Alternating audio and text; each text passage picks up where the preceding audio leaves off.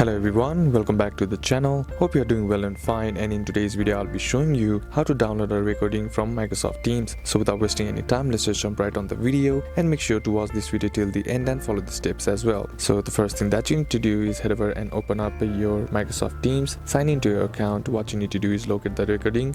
Either it will be in the in chat section or in a channel. Locate it, and then once you do that, open the recording, click on the recording link. This will open it in OneDrive for private or group meetings, or SharePoint for channel meetings. Number third is to download the recording for OneDrive. Once the recording opens in OneDrive, click the three dots next to the file or on the toolbar, then select download. For SharePoint, find the recording in the meetings channel files tab, click the three dots next to the file or select it, and then choose download from the menu. So these are a couple of steps that you can apply. So that's basically how you can do it, and that's it for today's video, guys. Hope this video was useful to you. Leave a like if it did, comment down below what the next video should be on, consider subbing to the channel. Thanks for watching. Bye bye.